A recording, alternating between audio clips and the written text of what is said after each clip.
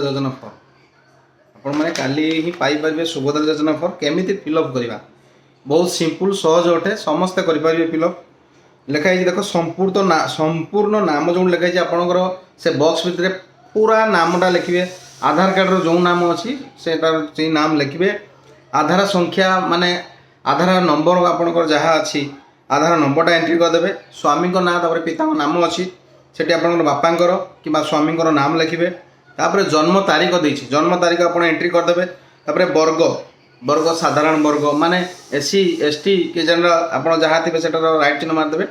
शारीरिक भिन्नक्षम हाँ कि ना जदि हाँ थी येस मारे जदि ना थी ना पर क्लिक करेंगे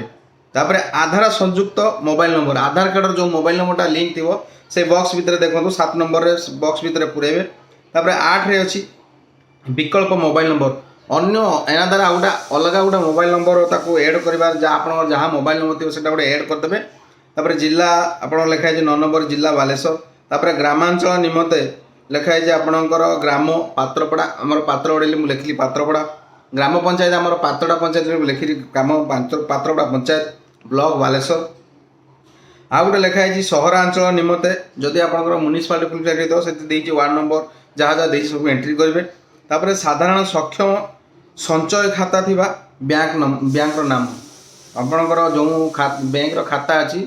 से बैंक एकाउंट नंबर आप फिलअप करदे तापर सेकेंड पेज रो अच्छी घोषणा नामा पर सबुड़ा क्लिक करके तले सिग्नेचर मारदेवे साइड रे डेट अच्छी डेट दे देकी आपण निकटर थिबा जनसेवा केंद्र कि मो सेवा केंद्र डिपोजिट करेंगे और सी ऑनलाइन एटा फिलअप करी आपण गोटे एनरोलमेंट स्लिप देवे किंतु मन रखिथे संपूर्ण यह एक संपूर्ण मागणा सुभद्रा योजना ऑनलाइन एप्लाई पूरा टोटाल मागणा